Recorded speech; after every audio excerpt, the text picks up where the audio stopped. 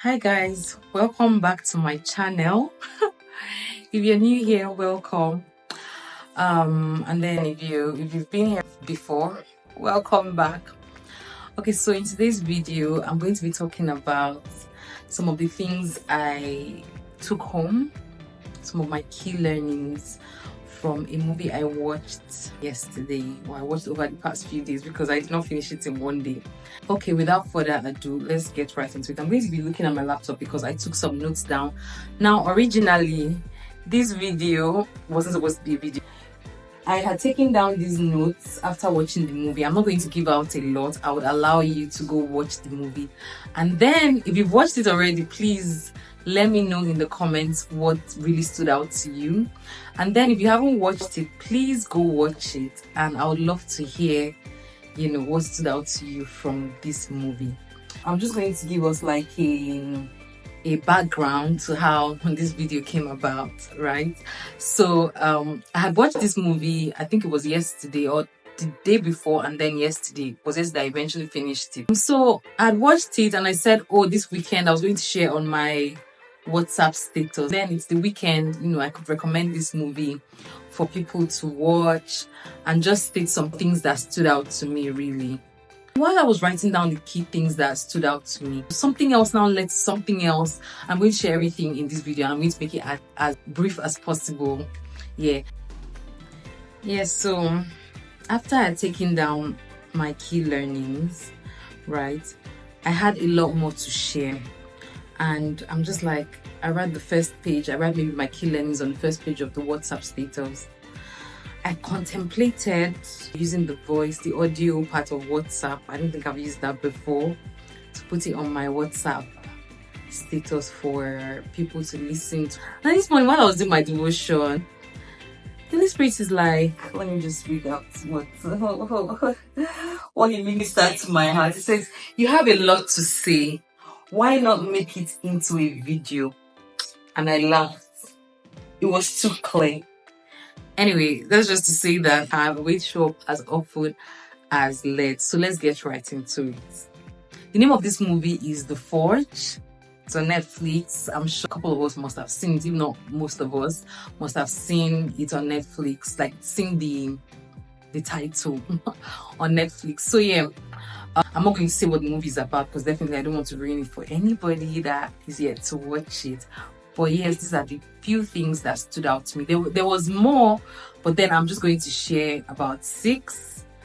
And yeah, I want to hear from you as well. Please share with me. Thank you. Okay, so the first one that stood out to me is that unforgiveness is poison. I know we've heard it said several times by several people, but might have offended someone, or someone might have offended you, pardon me.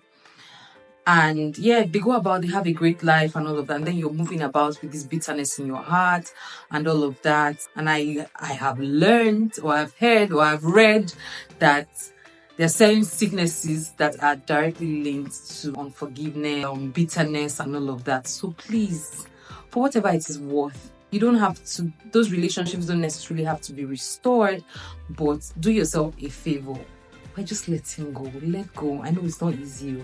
Let's don't lie. It is not easy, but with the help of God, it is possible. It is doable. So just let go. Travel light.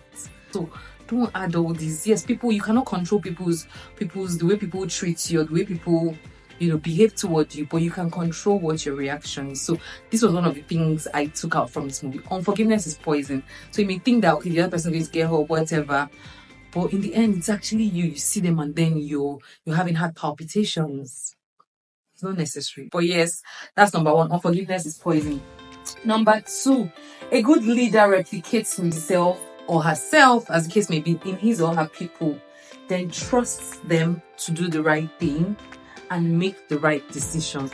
I'm not going to talk much about this. When you watch the movie to the end, you'll find out why this is like a key takeaway, right? A good leader replicates himself or herself in his or her people, then trusts them to do the right thing and make the right decisions. That's number 2.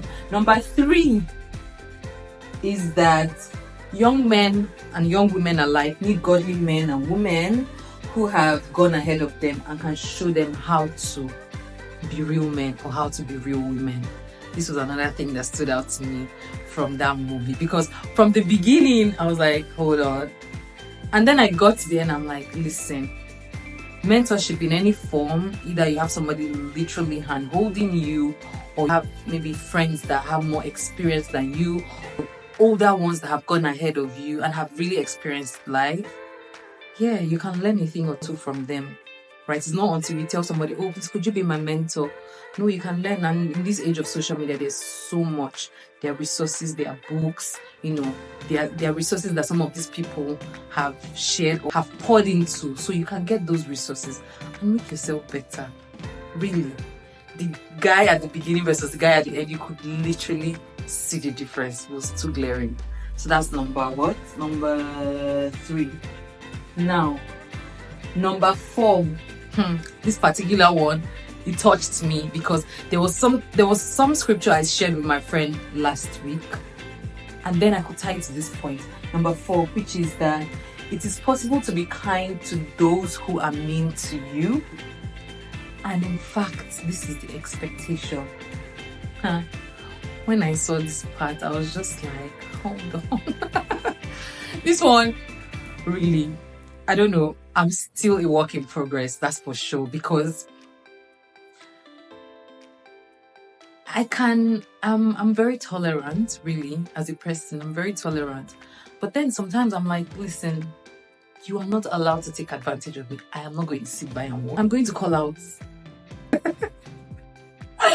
I'm going to call you out, but then I'm going to be polite about it, but I'm not going to sit back and then just, like, when I put myself in the shoes of this man, like the main character, so to speak, in this movie, and one of the main characters, I was just like, yeah, I can imagine extending kindness, or have a liking for someone. I'm kind to them. I'm trying to be kind to them.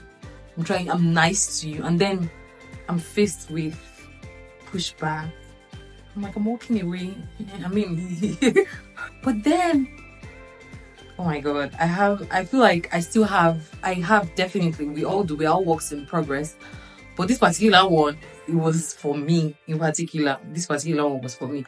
So that brings me now to the scripture I spoke about that I shared with my friend last week. So at the point when I was writing this point down, I was like, I need to tie it into that scripture. And I'm going to read it for you from my Bible, the NLT version.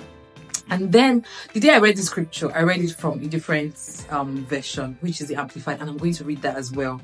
Now, this is from Colossians chapter 3, from verse 8 to 13. Just stay with me. Okay, and it says, but now is the time to get rid of anger, rage, malicious behavior, slander, and dirty language. Don't lie to each other. Verse 9. Don't lie to each other, for you have stripped off your old sinful nature and all its wicked deeds. Verse 10. Put on your new nature and be renewed as you learn to know your Creator and become like Him. Verse 11. In this new life, it doesn't matter if you are a Jew or a Gentile, circumcised or uncircumcised, barbaric, uncivilized, slave or free. Christ is all that matters, and He lives in all of us. Verse 12. Since God chose you to be the holy people He loves, you must clothe yourselves with tender-hearted mercy, kindness, humility, gentleness, and patience. Verse 13. Make allowance for each other's faults and forgive anyone who offends you. Remember, the Lord forgave you, so you must forgive others. Now, let me give you the context in which, I read this scripture. So when I read the scripture, like I said, it was in the Amplified version. I'm just going to read one verse in the Amplified version. Right. So when I read this verse, and I read from verse 8, and the Bible he's talking about get rid of anger, rage, malicious behavior, and everything. And I was thinking about, people that had maybe been malicious towards me and all that. I'm like, yes, Lord, tell them. I'm going to post this, let them see. Oh my goodness. Then I got to verse 12. And I'm going to read it in the Amplified version because it really spoke to me. This video is really short, so I need to wrap up real quick. And it says, so as God's own chosen people who are holy, set apart, this is the Amplified, by the way, set apart, sanctified for his purpose, and well beloved by God himself, put on a heart of compassion, kindness, humility, gentleness, and patience. Now, this is the part, which has the power to endure whatever injustice or unpleasantness comes with good temper. You know, in verse 8, I'm like pointing fingers at other people, and in verse 12, God's like, yeah, you too. You need to be able to endure unpleasantness with good temper. And I sent this verse to my friend. I'm like, girl, you see that? So all of us, both the people you think have wronged you, the people you think can do better, and all of that, and you yourself, you have work to do. We all have work to do.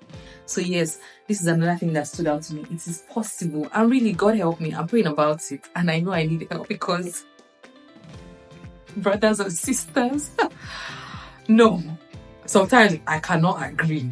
But God is working on all of us. And I pray that this work of transformation makes us better people and better in God's books, which is the most important thing. So it's possible to be kind to those who are mean to you. And in fact, this is the expectation. Remember, if you're going to read the scripture, Colossians, I'm going to put it in the description, or I'll put it on the screen, whatever. Colossians chapter 3, verse 12, Amplified. Okay, so that's number 4. Then number 5 that I wrote down, which I took up from a conversation with my friend, it is that the church today doesn't celebrate salvation of souls as much as it celebrates acquiring material possessions. And I'm not going to say much about that. I pray that God gives us understanding and helps us as the church to do better. Yes, so the final one, which I'm going to say, there's more, like I said. So when you read, I want to hear your own take home. So let me not write everything, or let me not say everything. These are my own, 6. So let me have yours in the comments. So the final one I'll speak about is that the power of prayer can never be overemphasized. Pray about everything. Like, there is nothing that is off limits to pray about. There's nothing that is too small to pray about. There's nothing that is too big to pray about. I have a testimony which I shared in church last month. Something seemingly, I don't know, maybe about someone's behavior. Oh Lord, I want this person to act better. I want this person to pray about everything. There's someone you're praying for. Don't give up. Keep praying. There's something you're praying for. Don't give up. Keep praying. Pray. You cannot over pray. Pray about everything, anything. Nothing is off limits with God. So yes, this brings me to the end of my review, if we will call it that, of that movie, The Forge. Please, don't forget to leave me a comment in the comment section when you're done watching. I want to learn from you as well. I want to know what stood out to you. I want to be able to relate, because it's possible that there is something else you would see from your point of view that I didn't really pay attention to. So I really want to hear from you. All right, until next time, bye.